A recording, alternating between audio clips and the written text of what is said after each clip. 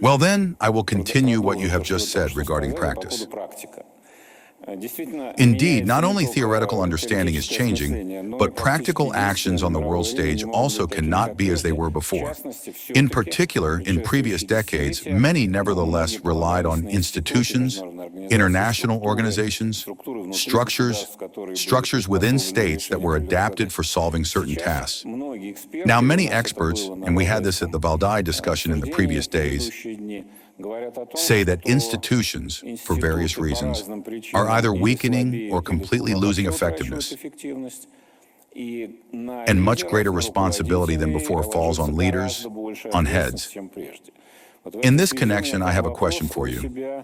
Do you sometimes not feel yourself, like Alexander I at the Congress of Vienna, who personally conducted negotiations on a new world order? Precisely you alone. No, I do not feel that way. Alexander I was an emperor, and I am a president elected by the people for a certain term. That is a big difference. That's the first point. Secondly, Alexander I nevertheless united Europe by force, having defeated the enemy who invaded our territory. We remember what he did. That was the Congress of Vienna, and so on and so forth. From the point of view of where the world was moving, let historians make their assessments. It is a debatable matter. Was it necessary to restore monarchies everywhere? And as it were, try to turn the wheel of history slightly backward? Would it not have been better to look at the trends and come up with something to move forward and to lead that process? That's just by the way, it has nothing to do with your question, as they say apropos.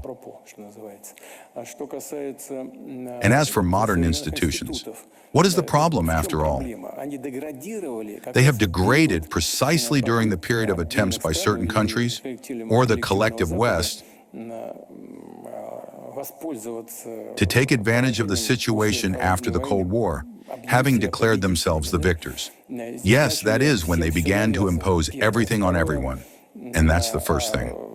Second, all the others gradually, at first quietly, then more and more actively, began to resist this. During the first period of time, after the Soviet Union ceased to exist, Western structures stuffed a significant number of their personnel into the old formats. And all those personnel, strictly following the instructions, acted according to what they received from the Washington Regional Committee, and they acted, frankly speaking, very roughly, simply without taking into account anything or anyone at all. And this led to the fact that, among other things, Russia generally stopped turning to these institutions, believing that nothing could be done there. Well, what was the OSCE created for? For the settlement of complex situations in Europe. And what did it all come down to? All the activities of the OSCE came down to the fact that it turned into some kind of platform for discussing, let's say, those same human rights in the post-Soviet space. Well, listen, yes, there are plenty of problems, but what, are there few of them in Western Europe? Look, now, I think just recently, even the U.S. State Department drew attention to the fact that problems with human rights have arisen in the United Kingdom. It would seem nonsense. Well, God bless those who have now noted this. But these did not arise just now. These problems have always existed. And these international organizations simply began to professionally deal with Russia and the post-Soviet space. But they were not created for that, and so it is in very many areas. Therefore, they have to a large extent lost their meaning, the meaning they had at the time when they were created back in the previous frame of reference, when there was the Soviet Union, the Eastern Bloc, and the Western Bloc. Therefore, they have degraded, not because they were poorly constructed, but because they stopped dealing with what they were created for. But there is no other way than to seek some kind of consensus-based solutions. There really is not and never was.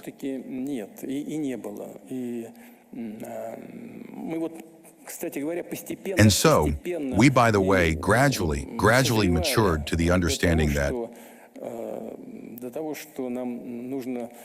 we need to create certain institutions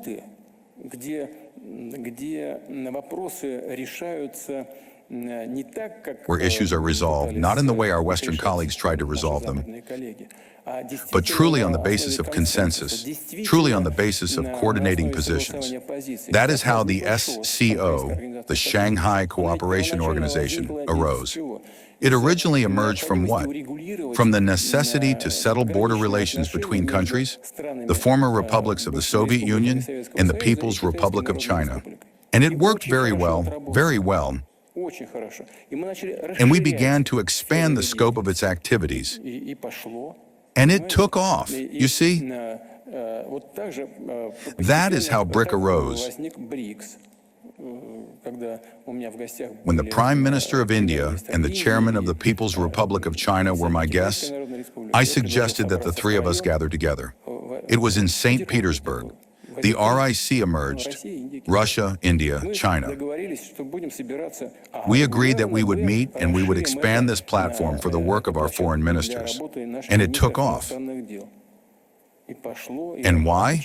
Because immediately all the participants in the process saw, despite even some rough edges between themselves, that overall the platform was a good one.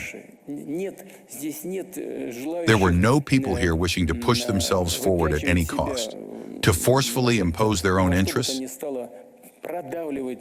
and everyone developed an understanding that it was necessary to seek balance. Immediately afterward, both Brazil and South Africa asked to join us. BRIC emerged.